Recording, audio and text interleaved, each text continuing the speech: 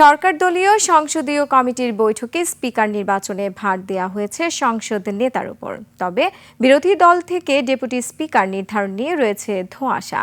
রাষ্ট্রপতির ভাষণের উপর বিএনপি জোটের সমর্থন থাকলেও আপত্তি জানিয়ে রেখেছে জামায়াত জোট। এই অবস্থায় আইন প্রণয়ন ও রাষ্ট্র পরিচালনার নীতি নির্ধারণে 12 মার্চ শুরু হচ্ছে ত্রয়োদশ জাতীয় সংসদের প্রথম অধিবেশন। অন্তর্বর্তী সরকারের জারি করা 133 অধ্যাদেশ উত্থাপনের নীতিগত সিদ্ধান্ত হলেও বাস্তবায়নযোগ্য ইস্যুগুলোই সরকার হাতে রাখবে বলে মনে করেন বিশ্লেষকরা। বিস্তারিত আকবর হোসেন সুমনের রিপোর্টে। লিলি আল্ট্রাসফট সিরাম জেল, যা গভীর থেকে স্কিনে দেয় 3 গুণ সিরাম হাইড্রেশন। সিরাম জেল হাইড্রেশনে ব্রাইট থাকো সব সিজনে।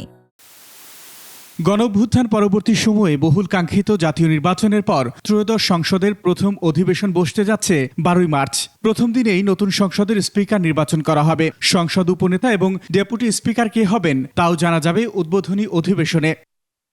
এসব নিয়ে প্রথা অনুযায়ী অধিবেশনের আগের দিন সংসদ সদস্যদের নিয়ে সরকার ও বিরোধী দলের বৈঠকও হয়েছে। তবে স্পিকার ডেপুটি স্পিকার নির্বাচন নিয়ে ধোঁয়াশা কাটেনি।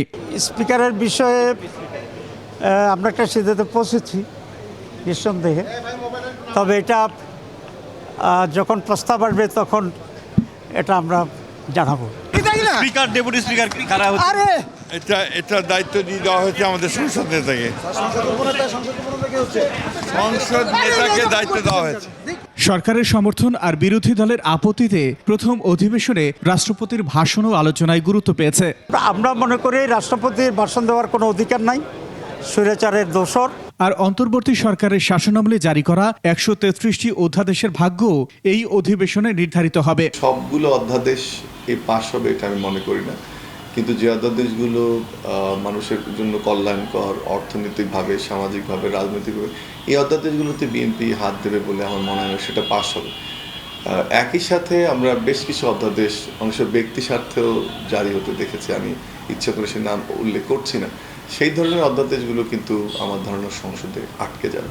সংবিধানের রীতি অনুযায়ী প্রথম অধিবেশন বসার 30 কার্যদিবসের মধ্যে অধ্যাদেশগুলো আইনে রূপান্তরের বাধ্যবাধকতা রয়েছে।